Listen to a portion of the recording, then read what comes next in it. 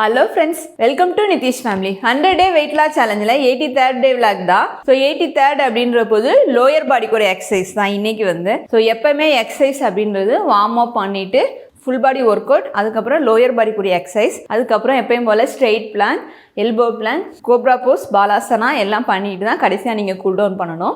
இந்த ஆர்டரை மறக்காமல் பண்ணுங்க. எங்கே போனாலும் இந்த ஆர்டர் வந்து நீங்கள் பண்ணணும். எங்கேயாவது போகிறோம் வெளியில் அப்படின்ற போது அங்கே நீங்கள் எக்ஸசைஸ் பண்ண வேண்டிய நிலைமை வந்தாலும் இந்த ஆர்டர் படி தான் பண்ணணும். வார்ம் அப் பண்ணிவிட்டு எக்ஸசைஸ் பண்ணிவிட்டு கூல் டவுன் பண்ணுறது. இந்த ஆர்டர் எப்பவுமே மறக்காமல் நீங்கள் கண்டினியூவாக ஃபாலோ பண்ணிட்டு வந்தாலே நல்லா ஸ்ட்ரக்சர் கொண்டு வந்துடலாம். அதே நேரத்தில் அப்டமன் அப்படின்ற போது அப்டமனுக்கு தனியாக எக்ஸசைஸ் சொல்லுங்கள் அப்படின்றீங்க. இந்த எக்ஸசைஸில் இன்றைக்கி போட்டிருக்க இந்த எக்ஸசைஸ் 15மே ரொம்ப இம்பார்ட்டண்டான எக்ஸசைஸ் தான்.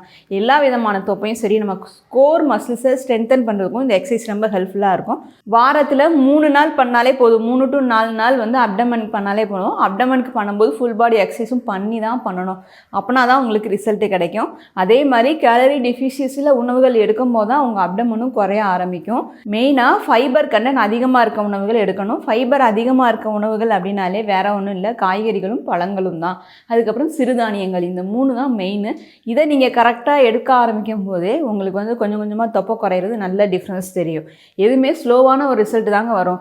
இன்றைக்கி சாப்பிட்டேன்னு நாளை காலைல போய் கண்ணாடியை பார்த்தா வயிறு அப்படியே ஃப்ளாட்டாக வந்துடும் அப்படின்னு நினச்சிங்கன்னா கண்டிப்பாக முடியவே முடியாது, வரவும் வராது. உங்களோட வயிற்றோட சைஸை பொறுத்து தான் குறையிற நாட்களுமே இருக்குது. எத்தனை நாளில் குறையுங்கான்னு எல்லோரும் அதிகமாக கேள்வி கேட்பீங்க.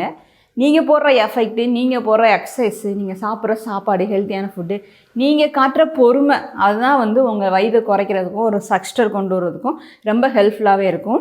அடுத்து மெயினான ஒரு கொஸ்டின் என்ன, எனக்கு வந்து கர்ப்பப்பை இறக்கமாக இருக்குது, நான் எந்த விதமான எக்ஸசைஸ் பண்ணட்டும்னு கேட்குறீங்க. கர்ப்பப்பை இறக்கமாக இருக்குது ஆல்ரெடி அப்படின்றவங்க தயவுசெய்து எக்ஸசைஸ் எதுவும் பண்ண வேணாம்.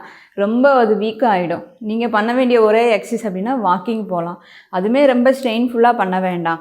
ஸோ கர்ப்பப்பை ரொம்ப இறக்கமாக இருக்கும்போது எக்ஸசைஸ் பண்ணிங்க அப்படின்னா கூட கொஞ்சம் இறக்கம் தான் கொண்டு வருமே தவிர உங்களுக்கு ஸ்ட்ரென்தன் பண்ணாது. அந்த அளவுக்கு வந்து நீங்கள் ஸ்ட்ரென்தன் ஆக முடியாது. முதல்ல உணவுகளை ஸ்ட்ரென்த்தாக எடுத்துக்கோங்க, ஆரோக்கியமாக எடுத்து சாப்பிடுங்க.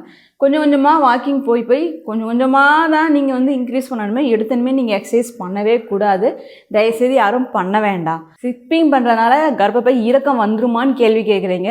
கண்டிப்பாக வராது. ஒரு சிலருக்கு இந்த குழந்தை பெற்றுக்கும் போது சில சமயம் கர்ப்பப்பைக்கு இறக்கம் வரும்.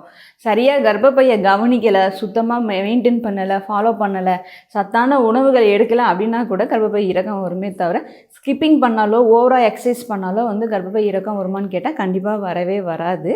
ஓவராக வந்து ஸ்கிப்பிங் பண்ணாதீங்க. 10,000 ஸ்கிப்பிங், 2,000 ஸ்கிப்பிங், அவ்வளோ ஸ்கிப்பிங் பண்ணணும்னு அவசியமே கிடையாது. ஒரு நாளைக்கு 100, 50 அப்படின்னு கொஞ்சம் கொஞ்சமாக இன்க்ரீஸ் பண்ணிகிட்டே போங்க. ஸ்கிப்பிங்கை நல்ல ஒரு ரிசல்ட் கிடைக்கும்.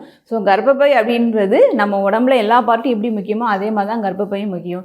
ஆரோக்கியமான உணவு சாப்பிட்ணும், ஏதாவது ஒரு எக்ஸசைஸ் பண்ணிக்கிட்டே இருக்கணும். மாதவிடாய் ஒழுங்காக வர்றதுக்கு நாட்டு மருந்துகள் அப்பப்போ கொஞ்சம் கொஞ்சம் நம்ம எடுத்து நம்ம பாடியை ஹீட் ஆக்காமல் ஹெல்த்தியாக வச்சுக்கணும். மெயினாக கரிஞ்சீரகம், ஊற வச்ச வெந்தயம் எடுத்துக்கிற இதெல்லாம் நம்ம பாடிக்கு ரொம்ப ரொம்ப முக்கியம். அதே நேரத்தில் தலையில் நல்லெண்ணெய் ஊற வச்சு தலைவலியாக குளிக்கிறது. நீங்கள் ஹேருக்கு இவ்வளோ நாள் எப்படி மெயின்டைன் பண்ணுறீங்கன்னு கேட்குறீங்களா? ஒரே சீக்ரெட் என்னென்னா, இப்போ வரைக்கும் தலையில் நல்லெண்ணெய் ஊற வச்சு குளிப்பேன். இப்போ வரைக்கும் வாரத்தில் 2 நாள் அதை கண்டிப்பாக பண்ணிடுவேன். ஸோ நான் வாடி சமைக்கும் போது தலையில் உச்சந்தலையில் தண்ணியில் 1 டீஸ்பூன் வந்து எண்ணெயை ஊற்றிடுவேன். அதை வந்து இன்னும் நான் ஃபாலோ பண்ணிகிட்டு இருக்கேன். விவரம் தெரியாத வயசுலேருந்தே எங்கள் அப்பா செஞ்சாங்க எனக்கு. அதுக்கப்புறம் இப்போ நான் கண்டினியூவாக ஃபாலோ பண்ணிகிட்டு இருக்கேன். ஸோ முடி நல்லா நீளமாக வளரணுன்னாலும் சத்தாக தான் சாப்பிட்ணும். அதே நேரத்தில் நம்ம உடம்பு கர்ப்பப்பை ஆரோக்கியமாக இருக்கணும். சத்தான உணவுகள் கரெக்டாக எடுங்க, கண்டிப்பாக நல்ல ரிசல்ட் கிடைக்கும். இன்றைக்கி வந்து 12th வீக்கோட 6th டே. ஸோ அப்பர் பாடிக்கு ஒரு எக்ஸசைஸ் பண்ணுறீங்க. நாளைக்கு வந்து 84th டே வந்து 7th டே. ஸோ எந்த விதமான எக்ஸசைஸ் கிடையாது, ரெஸ்ட் டே தான். சரி, ரெஸ்ட் டே அப்படின்ற போது உணவுகள் அதிகமாக எடுத்துகிறாங்க. எப்பயும் போல் கலோரி டிஃபிஷியன்சியில் உணவுகள் எடுத்துக்கோங்க. எக்ஸசைஸ்க்கு மட்டும் கண்டிப்பாக ஒரு நாள் வந்து ரெஸ்ட்டு கொடுங்க. ஸோ நாளைக்கு எனக்கும் ரெஸ்ட்டு தான். நாளைக்கு வீடியோ அப்படின்றது எக்ஸசைஸ் எதுவும் இல்லை, அதனால வராது. 13th வீக்கோட ஃபஸ்ட் டே ஃபுல் ரொட்டீன் வீடியோவே கண்டினியூவாக போட்டுறேன் நான். ஸோ நாளைக்கு எனக்கு ரெஸ்ட்டு, நீங்களும் ரெஸ்ட் எடுத்துக்கோங்க. ஆனால் அதே நேரத்தில் கேலரி டெஃபிஷியன்சியில் சாப்பிட்ணும். ரெஸ்ட் டேன்னு சொல்லி நிறையா சாப்பிட்றாதீங்க, மறந்துடாதீங்க. இன்றைக்கி எக்ஸசைஸை கரெக்டாக ஃபாலோ பண்ணுங்கள். இப்போ இந்த வீடியோ உங்களுக்கு பிடிச்சிருந்தால் லைக் பண்ணுங்கள், ஷேர் பண்ணுங்கள். தென் உங்கள் கருத்துக்களை கமெண்ட் பண்ணிக்கோங்க. Thank you so much.